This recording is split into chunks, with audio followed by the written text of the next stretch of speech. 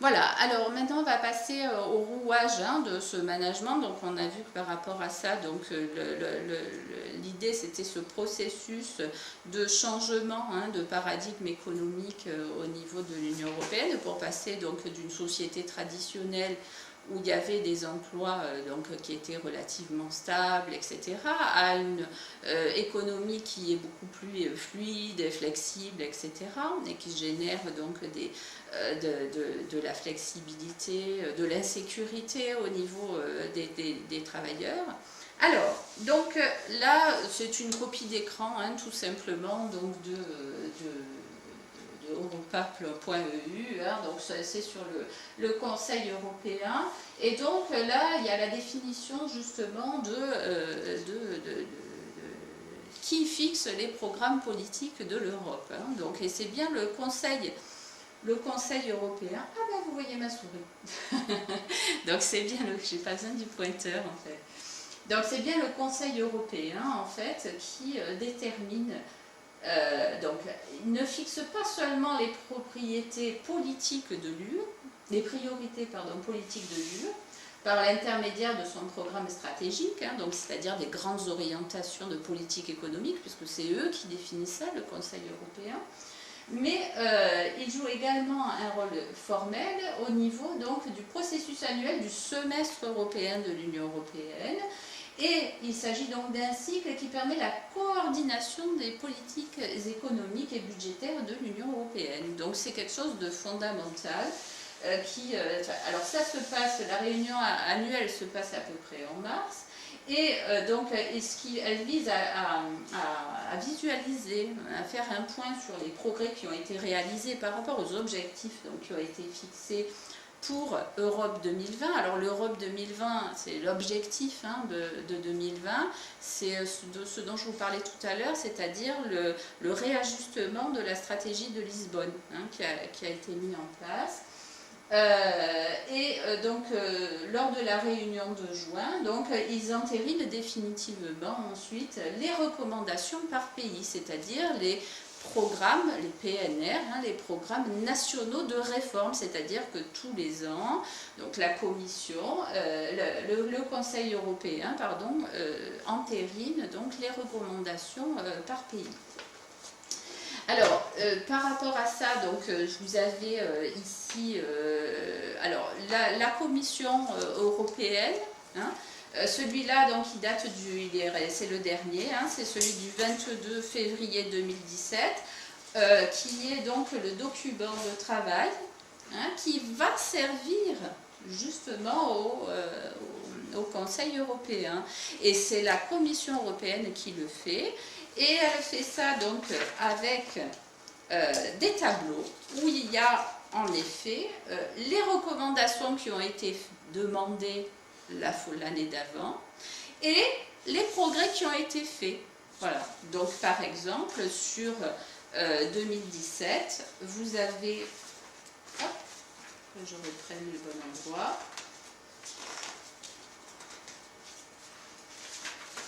Ça ne va pas.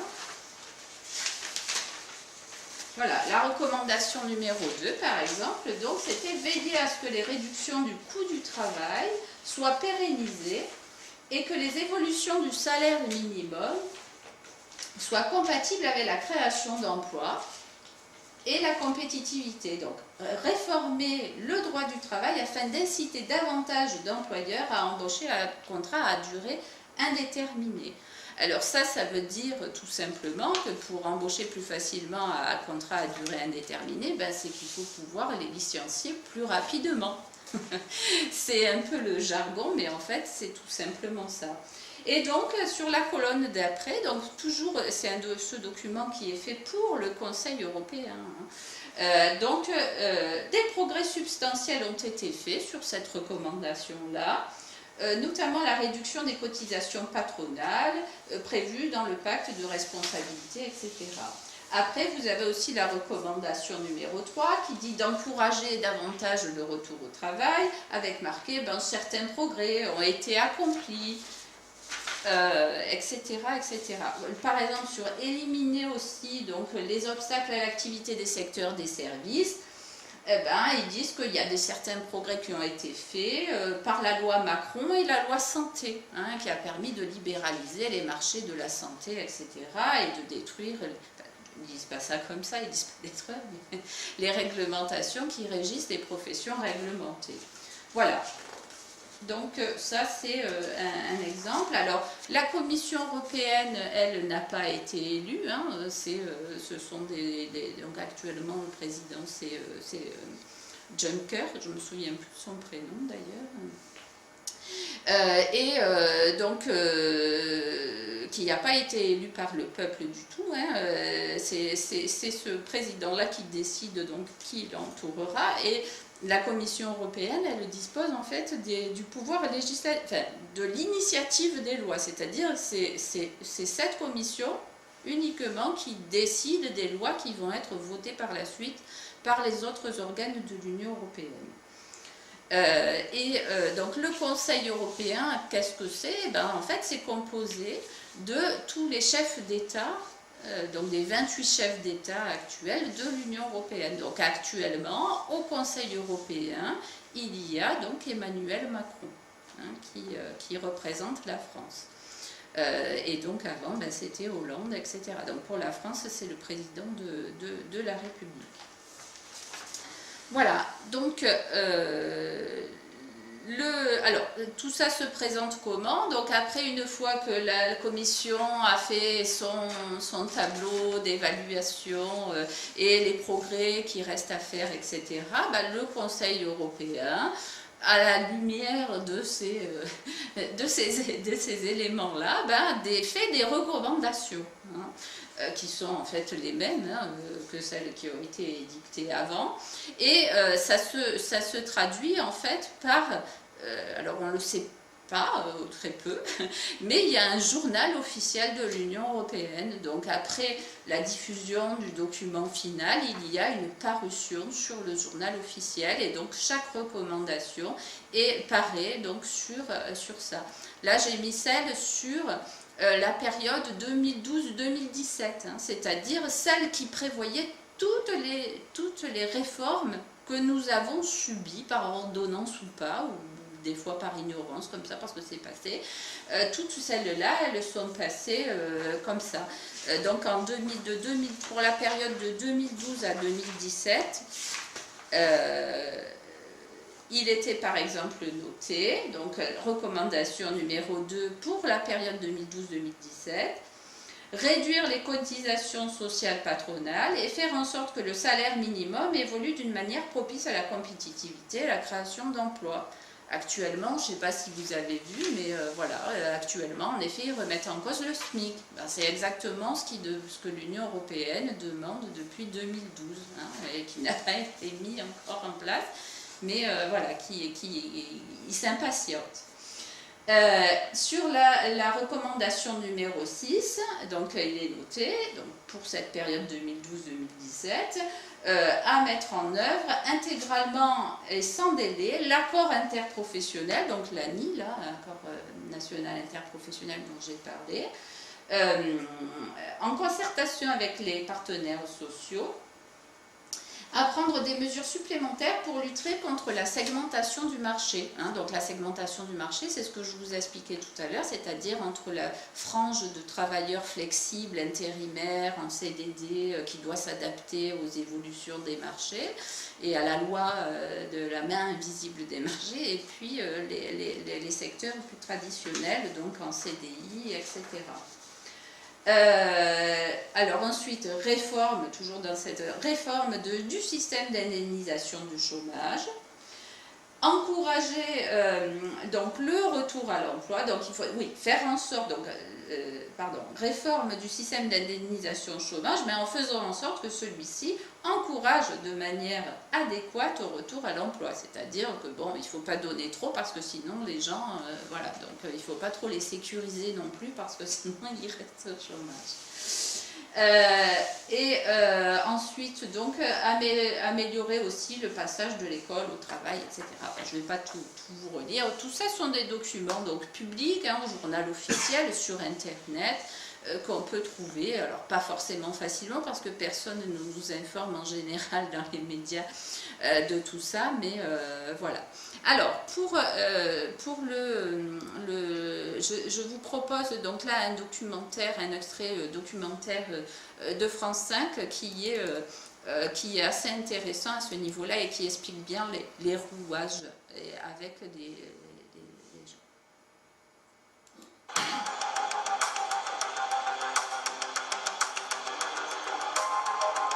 Si Joaquim Almunia se permet de rabrouer ainsi le député français, c'est parce qu'il connaît très précisément, dans les moindres détails, semaine après semaine, les chiffres réels de notre économie.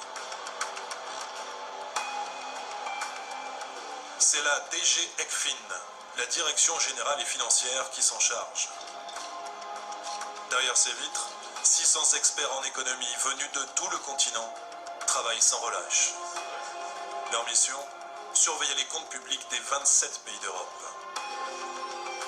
Est-ce que vous êtes une espèce de gendarme des finances publiques européennes ? C'est exactement le cas, effectivement.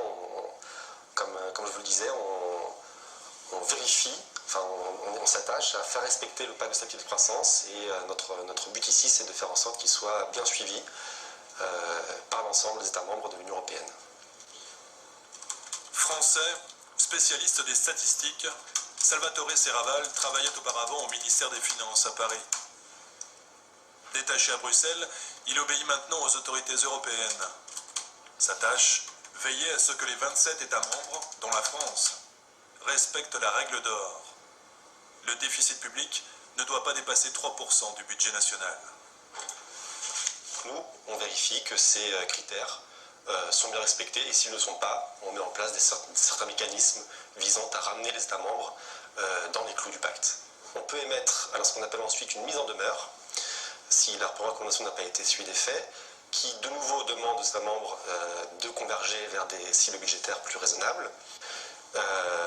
Et puis si ce n'est toujours pas le cas, alors on peut se mettre en place des mécanismes de sanctions financières qui peuvent aller jusqu'à une amende de 0,2 points de PIB pour les États membres de la zone euro uniquement. Pour la France, ça représenterait 4 milliards d'euros à peu près. La France sous surveillance. C'est ici, dans ces couloirs anonymes, où se succèdent des bureaux étroits, que se joue donc une amende de 4 milliards d'euros que nous aurions à payer. Le scénario, hélas, est possible. La France, comme 11 autres États européens, est dans la catégorie des mauvais élèves. Depuis mars 2013, la Commission peut demander à modifier les projets de budget de ces États avant même leur adoption par le Parlement. Nicolas Filipponet, 32 ans, sorti de nos grandes écoles, est l'un des 15 spécialistes de la section France, celle qui scrute jour après jour notre économie. Il y a un travail qui est plus au jour le jour, qui est un travail de surveillance en fait. Chaque fois qu'il y a une décision qui est prise, une orientation, très souvent les dirigeants européens veulent soit se prononcer, ont des rencontres très régulières avec les autorités françaises, et donc ils nous consultent pour qu'on puisse leur donner notre vision des développements récents ou des politiques qui sont prises. La section France ne fait pas que surveiller. Elle conseille, elle suggère, elle propose des sanctions. C'est grâce à ce genre de dossier que Joaquim Almunia fait la leçon à Bruno Le Roux. C'est un texte qui est un peu plus long. On parle des trajectoires des déficits publics, on parle de réforme des retraites, on parle du chômage des jeunes, on parle du fonctionnement de Pôle emploi. Pour la France, en 2012, donc il y avait 5 recommandations. Extrait du dossier France, préparé par Nicolas Filipponet, 32 ans. Les procédures applicables au licenciement continuent d'engendrer des coûts potentiellement importants pour les employeurs. Autrement dit, en France, les salariés sont trop protégés lorsque les entreprises veulent licencier. Ou bien encore, les allocations de chômage pour les travailleurs plus âgés et notamment leur durée pourraient constituer des incitations limitées à travailler. En clair, il faudrait réduire la durée de ces allocations.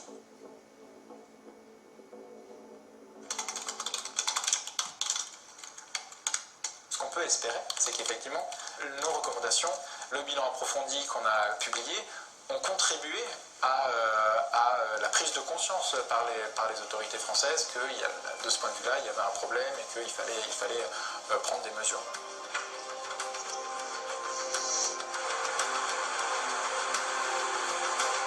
Dans le meilleur des mondes de Bruxelles, des technocrates, loin du terrain et des réalités sociales, décident sur un ordinateur comment doit évoluer notre régime des retraites ou le système d'allocation des chômeurs. La matrice de notre politique n'est plus à l'Élysée ou à l'Assemblée nationale, mais ici, dans ces immeubles froids.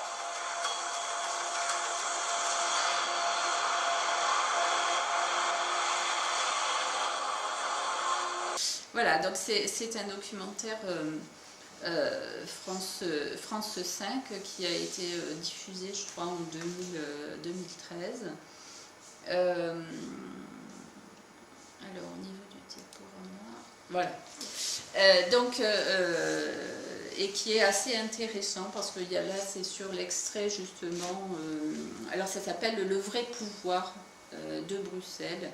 Où on voit un certain nombre de choses assez intéressantes dont on ne parle jamais et voilà, que je vous recommande. Alors, donc en résumé sur ce petit extrait-là, il y a des gendarmes des finances publiques, donc qui sont sous les ordres de la Commission européenne et qui n'est pas élue, qui n'a aucune légitimité du peuple français, puisque au référendum de 2005, nous avons voté non à ces traités européens, donc qui impose du coup tout ça. Et pourtant, ils exigent, donc là ils donnent l'exemple, moi je vous en ai donné d'autres tout à l'heure, donc la facilitation des licenciements, mais donc avec le piège dont je vous parlais, c'est-à-dire faciliter les embauches en CDI, ça veut dire que les entreprises pourront plus facilement tout simplement s'en défaire, et réduire les indemnités chômage. Et uniquement tout ça, donc à partir de chiffres, et comme ils disent, donc ce sont ces technocrates qui, donc loin du terrain, décident dans leur bureau de ce qu'il fait. Et là, on retrouve le principe scientiste dont je parlais dans ma conférence sur la fois dernière, donc sur le modèle français et le modèle anglo-saxon, où en effet, chez les anglo-saxons, c'est la science qui décide pour les humains, et ce qu'on appelle donc le scientiste, voilà, mais qui est contraire donc à notre tradition à nous, et notamment au niveau du travail, où on part du principe que c'est l'humain qui est le mieux à même de décider par lui-même des choses. Voilà, donc avec des menaces, avec un pouvoir coercitif vraiment important, donc là de 0,2% du PIB, donc produit intérieur brut, c'est-à-dire 4 milliards d'euros. Et puis, ils ont le pouvoir aussi de dire aux gouvernements nationaux, non, votre budget, là, ça ne va pas du tout, il faut que vous me le refassiez. Et ça, c'est depuis 2013, donc, que les instances européennes peuvent le faire. Donc, en gros, ces programmes nationaux de réforme, donc c'est sur des principes donc, qui sont coercitifs, c'est-à-dire sous la menace d'amendes, et notamment d'amendes financières, et aussi donc marchands, donc uniquement financiers, et élaborés en plus sur uniquement des chiffres qui sont liés à des budgets.